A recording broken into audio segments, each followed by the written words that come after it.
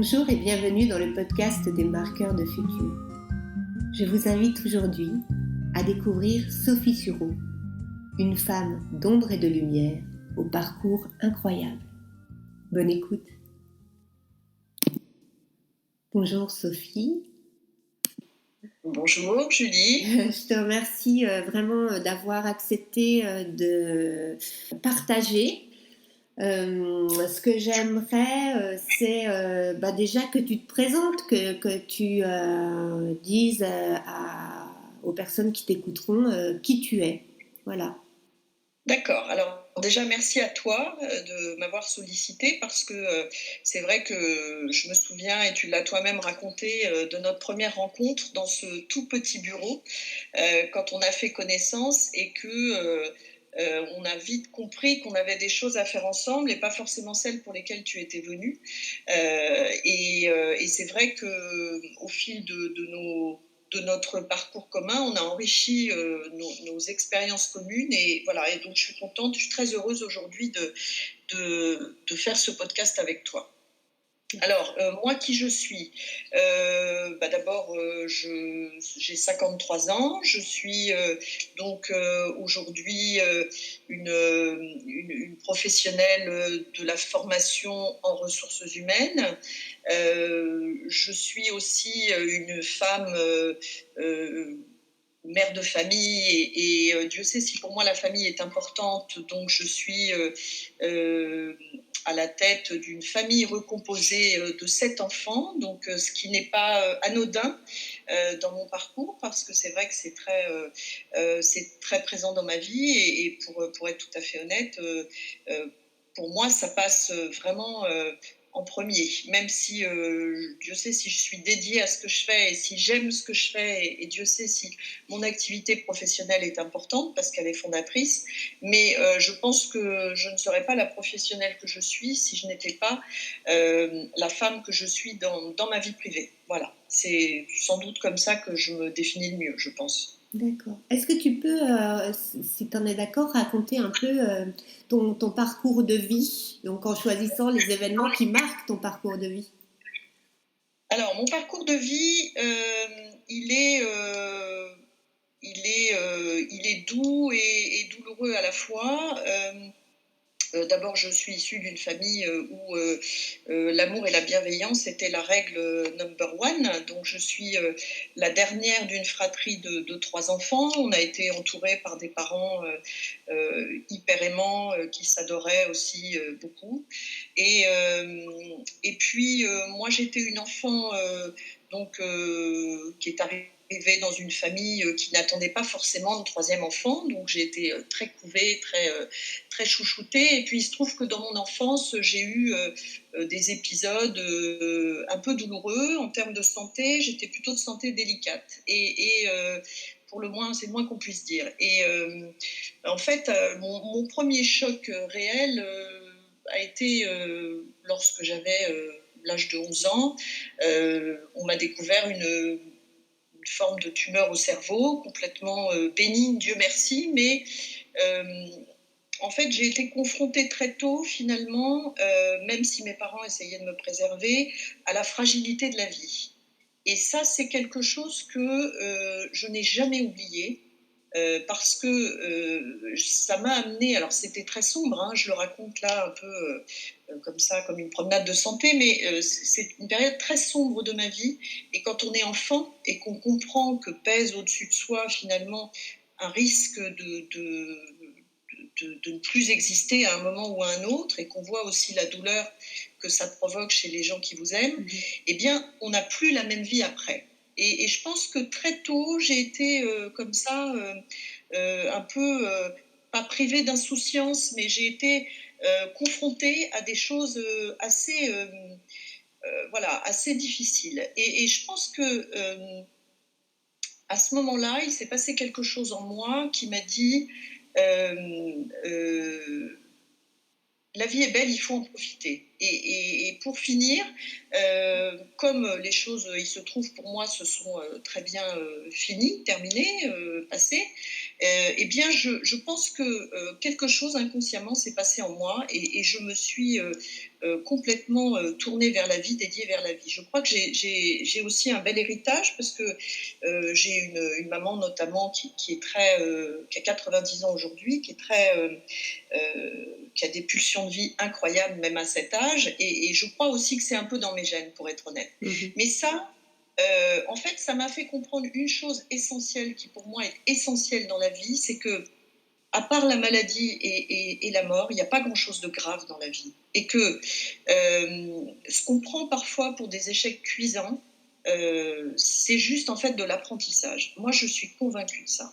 On a tous des périodes, et j'en ai eu même après cette période-là, des périodes difficiles, douloureuses, où on se dit je ne vais pas y arriver. Et en fait, ce qui est génial justement, c'est d'y arriver, de surmonter ça et de repartir différemment de avant cette crise. Donc après, je me suis construite de manière un peu bon, chaotique, parce que c'est pas facile comme départ dans la vie quand même.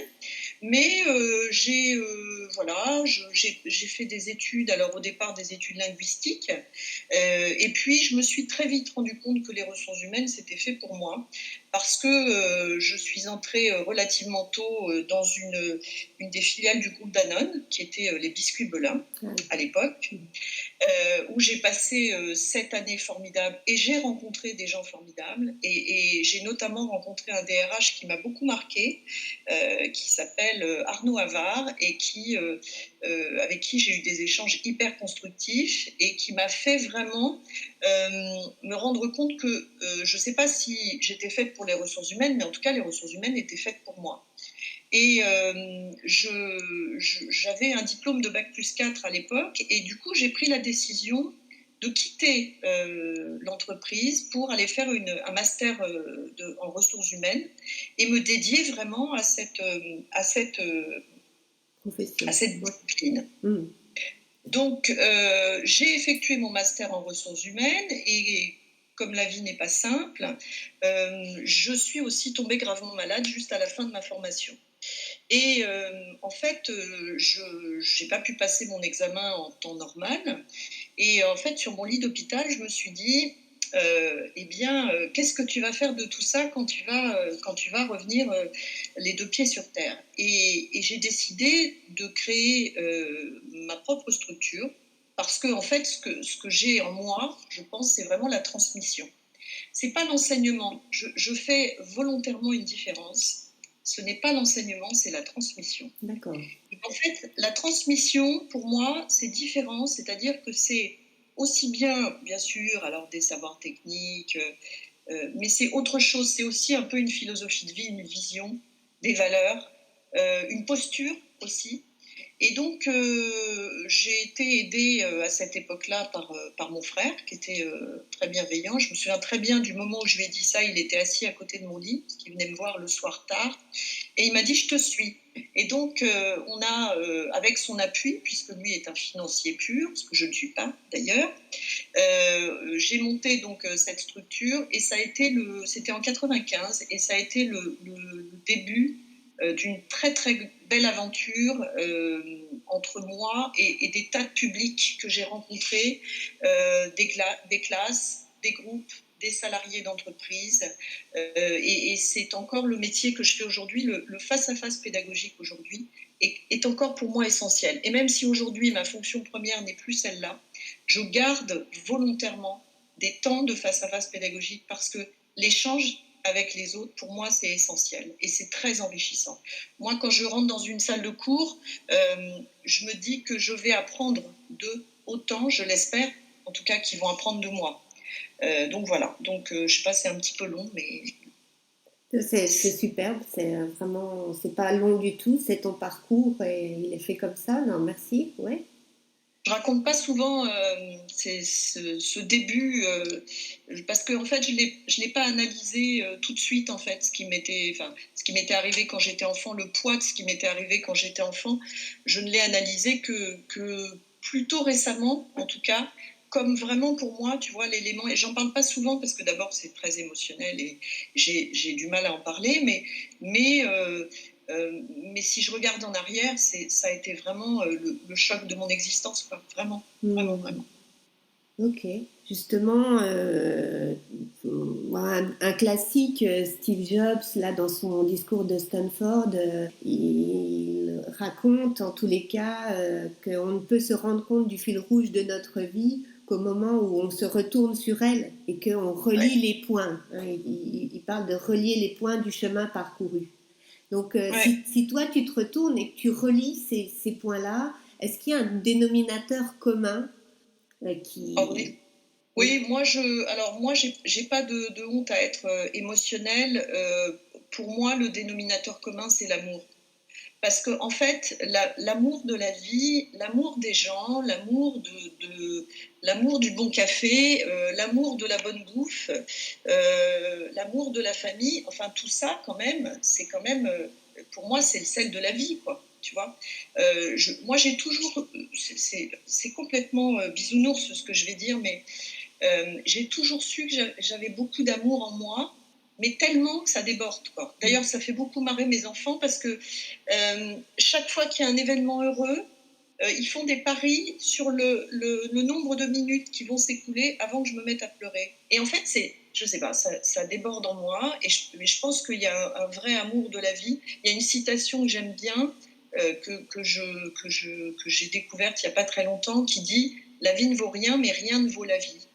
Et en fait, pour moi, ça, c'est le dénominateur commun de ma vie, c'est que je suis persuadée que vraiment, il y a, comme dirait ma mère, il y a des foutus quarts d'heure, mais il y a aussi tellement de jolis moments. Et on peut tellement s'apporter les uns les autres. Moi, je suis convaincue de ça. C'est pour ça que j'aime pas les conflits quand ils sont malsains. J'aime pas les attaques gratuites. Je déteste ça. On me dit souvent, alors je sais pas, c'est un adjectif qu'on utilise souvent, que je suis bienveillante. Mmh. Je sais pas si je suis bienveillante, mais en tout cas, j'aime tellement les gens que mon premier mouvement, c'est déjà de leur vouloir aucun mal. Voilà, c'est ça déjà. Et moi, je suis plutôt, si tu veux, de base dans une posture de confiance vis-à-vis des gens. J'assume le fait que peut-être ma confiance va être trahie. Je l'accepte. Ouais. Ma position de vie, c'est déjà de faire confiance d'entrée de jeu aux gens, à l'autre. Et bah, si je suis déçue, je suis déçue. C'est le jeu, ma pauvre Lucette, c'est la vie, c'est comme ça. Effectivement, il y a des gens qui ne sont pas de parole, qui ne sont pas des gens fiables, qui sont des gens qui n'ont pas forcément de belles choses en eux. Oui, ok, on le sait, bon, voilà. Moi, je préfère partir sur le postulat de la confiance que sur le postulat inverse. Et globalement, alors, ça réussit ce postulat-là?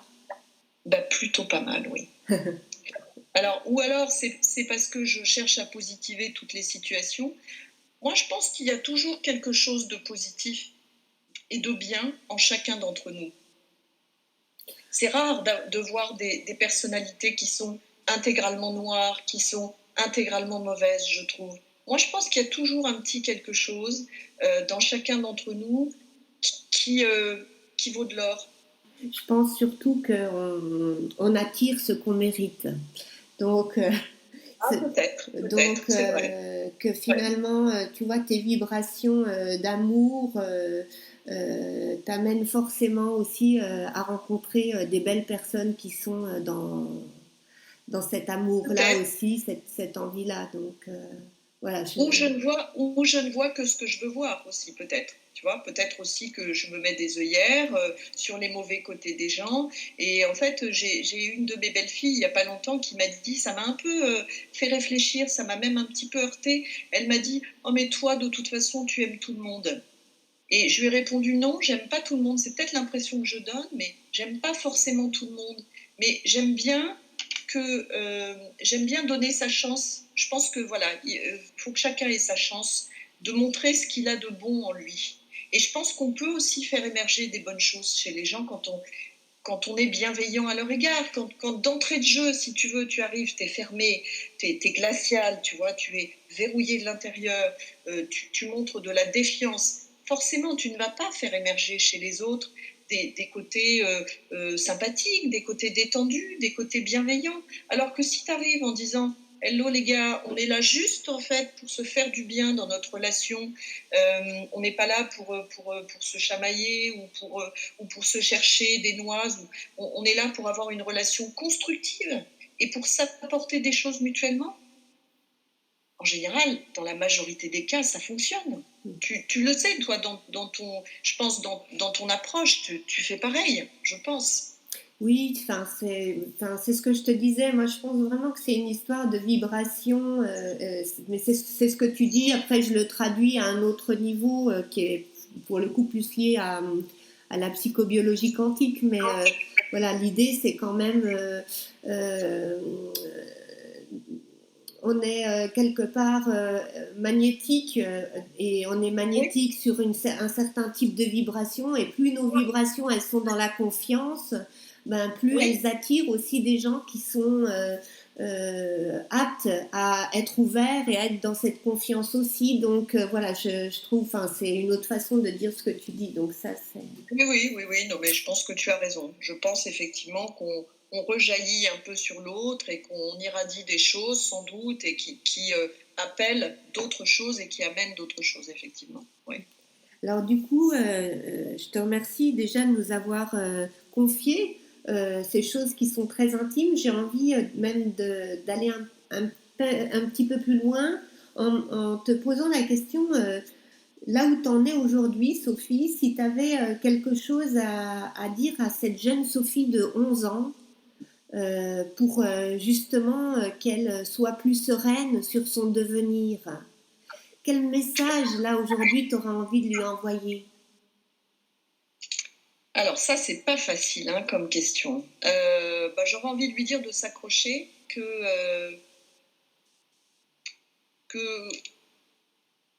qu'elle aura une belle vie. Parce que, tu vois, si ma vie devait s'arrêter demain, ce que je n'espère pas, soyons clairs, je ne pourrais que dire que j'ai eu une vie formidable. J'ai eu une vie formidable parce que je l'ai vécue librement. Je la vis librement. Je pense que j'estime que j'ai toujours été actrice de mes choix. Et en fait, je suis persuadée que cette liberté d'esprit et de choix et de décision émane de ces phases de vie douloureuses où j'ai compris des choses, tu vois. Moi, par exemple, je vais te donner un exemple très concret. Quand j'ai quitté le groupe Danone, tout le monde m'a dit oh, mais t'es folle, on ne quitte pas le groupe Danone, enfin, mais c'est n'importe quoi, oh là là, mais enfin, j'allais finir sous les ponts. Et moi, je disais, attendez les gars, détendez-vous, il n'y a pas que les grandes entreprises dans la vie. Moi, j'ai envie d'exercer une liberté d'entreprendre. En plus, j'ai été soutenue par ma structure qui a été formidable parce qu'ils m'ont permis de démarrer mon activité en me confiant des stages de formation que j'animais vis-à-vis de leurs salariés. Alors, ce n'étaient pas des besoins fictifs, c'était des besoins réels. Moi, je me suis développée dans cette expérience comme jamais. Et j'ai compris des tas de choses sur moi. Et je n'ai pas écouté ce que disait tout le monde. Et en fait, ce que je dirais à cette petite Sophie, c'est bah voilà, là tu dégustes, ma vieille, c'est vrai, faut être honnête, c'est pas simple ce que tu vis, mais d'abord tout va bien aller, ça il faut toujours y croire parce que je pense aussi que c'est pour beaucoup dans la guérison.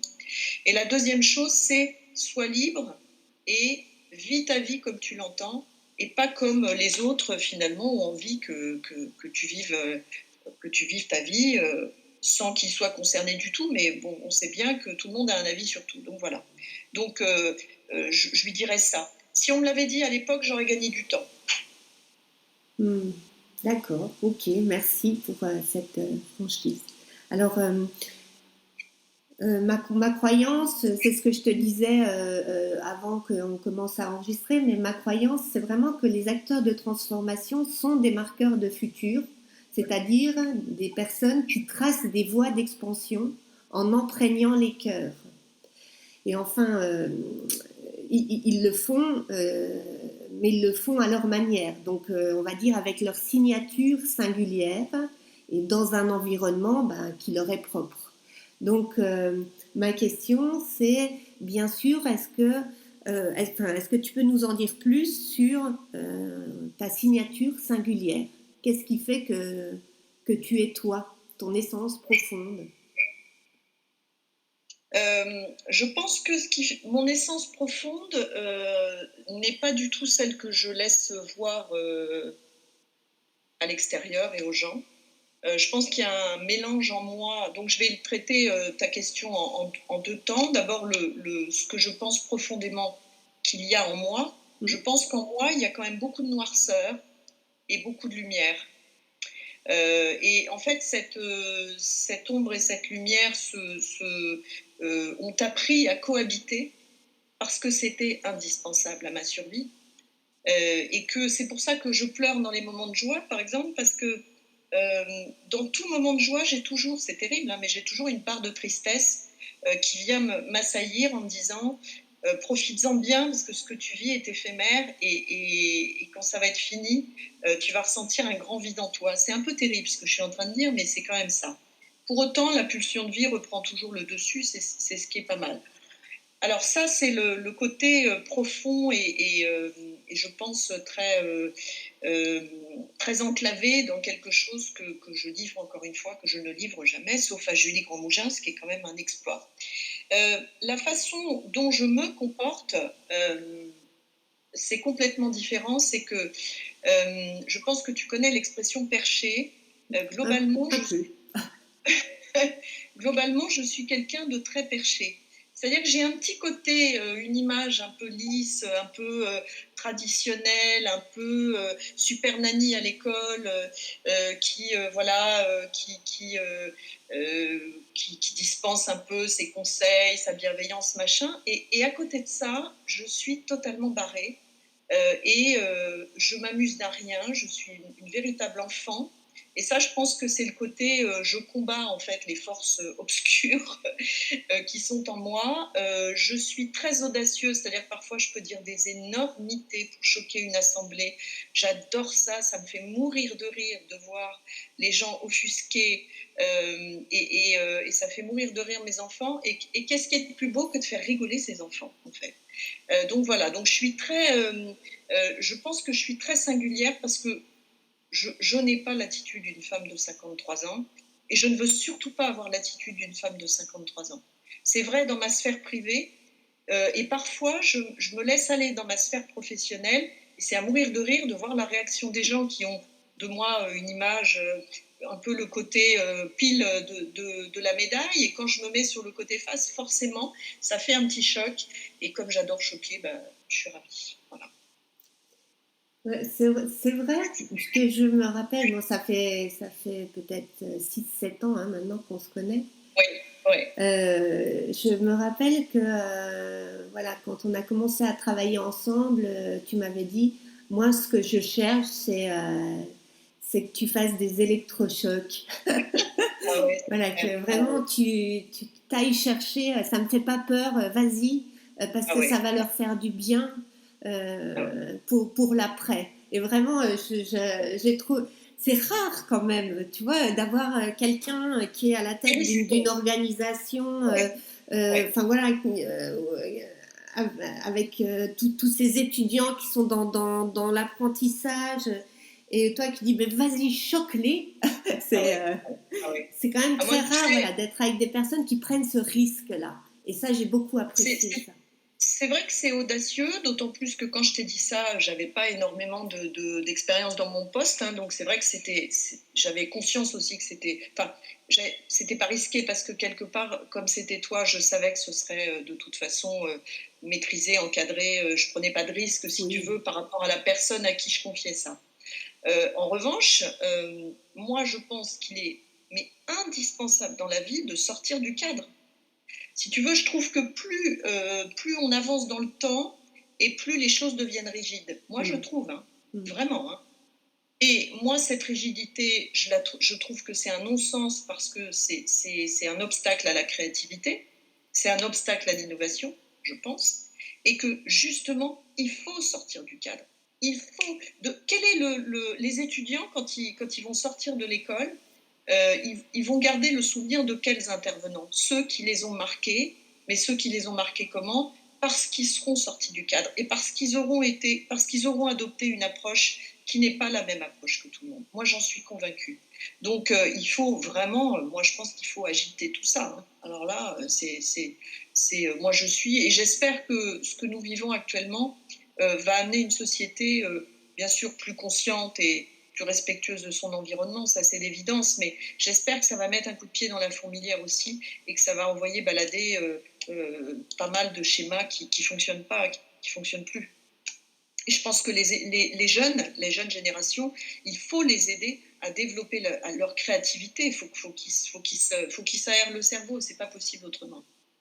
Oui, de toute façon, je pense que les personnes qui ont décidé de se former enfin, dans les RH, enfin, voilà, c'est vraiment des personnes qui sont, je sais pas comment dire, c'est enclin à vouloir bouger les lignes, ce type d'acteurs-là et d'actrices-là. Donc voilà, c'est aider des personnes qui vont eux-mêmes bouger les lignes. C'est ça qui est vraiment très intéressant aussi Oui, mais dans ce que qu'on tu les fais. autorise. Et le problème, si tu veux, c'est qu'aujourd'hui, moi, quand je leur dis, mais allez-y, il faut tout éclater, hein, les gars, il faut y aller, allez-y, sortez du cadre, soyez innovants, euh, inventez des choses qui n'existent pas. Qu'est-ce qu'on s'en fiche? Rien n'est impossible. Rien n'est impossible. Là, tu sais, c'est la citation aussi qu'on voit souvent. Ils ne savaient pas que c'était impossible, alors ils l'ont fait. Oui, oui. Non, c'est ça. C'est complètement ça. Pour moi, ça résume tout. Et je pense qu'ils ont besoin qu'on les y autorise pour certains. Donc il Oui, faut oui. ça. Et ça, je le vois à tout âge. Alors, en tous les cas, ça me fait un bon rebond pour la question suivante. Alors, tu sais que mon travail, c'est d'aider les personnes à se connecter aussi à leur meilleur futur possible. Donc, l'idée, oui, c'est vraiment qu'ils comprennent qu'ils peuvent se réaliser s'ils s'autorisent justement à développer avec envergure toute leur singularité et ce qu'ils ont d'unique à offrir au monde de demain. Donc, ma question, c'est si toi, Sophie, tu t'imagines, allez, on va dire dans 5 ans, Ouais. qu'est-ce que la Sophie de dans 5 ans va te délivrer comme message à toi aujourd'hui pour que tu gagnes du temps, justement? Alors ça, c'est une bonne question. Je pense que j'ai besoin qu'elle me dise de ne pas avoir peur et de me faire confiance. Voilà, ben juste prends 2 minutes parce qu'elle te le dit. C'est compliqué, moi, tu sais, je suis à une phase de vie qui est un peu singulière parce que je suis dans une entreprise que j'adore, je travaille avec des gens que j'adore, je fais un boulot que j'adore. Et je suis aussi, en termes de vie personnelle, à un moment charnière de ma vie, pour des raisons qui sont liées à la composition de mon couple, de ma famille, etc. Donc c'est vrai que dans 5 ans, je ne sais pas où je serai et ce que je ferai. Mais ma tendance aujourd'hui est peut-être de me dire, je pense que dans 5 ans, je serai plus dans un projet personnel que dans un projet professionnel. Je pense. Euh, voilà, je pense très sincèrement parce que d'abord j'aurai 58 ans et que je pense qu'on a encore plein de choses à faire avec mon mari, qu'on se projette pourquoi pas sur un projet à l'international et que tout est possible, donc pourquoi pas, quoi, tu vois. Je pense que j'ai encore beaucoup de choses à donner à mon entreprise et je le ferai avec vraiment beaucoup de plaisir et beaucoup de dévouement, comme je pense que je l'ai toujours fait. Mais je pense aussi que c'est drôle d'ailleurs que tu dises 5 ans, parce que dans 5 ans, je pense que je serai vraiment plutôt sur du développement personnel que sur du développement professionnel. Après, je pense aussi que j'aurai besoin, quand même, à petite dose, de revenir toujours à la transmission, d'une manière ou d'une autre d'ailleurs, tu vois. Oui, bien sûr. Donc, je moi, crois j'aimerais bien qu'elle me dise, mets-toi un bon coup de pied aux fesses et fais-toi confiance et fonce. Tu peux faire les deux en parallèle, c'est-à-dire le pro et le perso. Aujourd'hui, j'ai du mal à trouver cette organisation. Donc, je pense aussi que, par exemple, cette situation de confinement est pour moi une opportunité d'en faire quelque chose et peut-être justement de trouver du temps pour mieux organiser mon temps pour développer mes deux intérêts en parallèle, c'est-à-dire le professionnel et le personnel. Je pense que je vais y arriver, parce que je ne vois pas pourquoi j'y arriverai pas. Hein, voilà. Donc voilà, donc c'est ça que je lui dirais. N'aie pas peur, fonce. Fonce, ma vieille. Le problème, c'est que maintenant, je cours moins vite. Hein, donc, quand je fonce, ça va moins vite. Mais bon. Mais je crois qu'il y a une femme qui dit que ça ne sert pas à grand-chose de courir très vite. C'est pas faux. Mais en fait, c'est une course de fond. C'est exactement ça. C'est un marathon, c'est pas un sprint. C'est ça la vie, en fait. Ouais. C'est ça qu'il faut comprendre. Ouais. Ok, merci pour tout ça. Je ne sais pas si tu sais, mais quand on se prépare, pour être sélectionné pour faire un TEDx, souvent la question qu'on te pose en amont, c'est s'il te restait 18 minutes à vivre, quel est le message que tu souhaiterais transmettre au monde? Donc voilà. Voilà, donc je te pose cette question-là. De ne pas oublier que l'humanité est fragile, déjà. De respecter la planète, parce que pour être honnête avec toi, je pense que tout ce qu'on vit en ce moment, c'est un retour en pleine bille, pleine face de notre attitude, de non-respect envers notre environnement. Et moi, ce que je trouve génial chez les jeunes générations, c'est qu'ils ont beaucoup mieux compris que la mienne, hein, par exemple, l'urgence et la nécessité de prendre soin de la planète. Je pense qu'ils ont le droit d'être en colère contre les générations qui les ont précédées pour avoir fait du grand n'importe quoi. Donc moi, ce que je leur dirais, c'est les gars, la vie, elle est fragile, mais si vous la respectez, elle aura plus tendance à vous respecter aussi. Oui, merci pour ce message essentiel. S'il y avait une question que tu aurais aimé que je te pose ou que tu aurais aimé que les gens te posent mais ne te posent jamais et pourtant tu as vraiment envie de dire ce truc-là, ce serait quoi?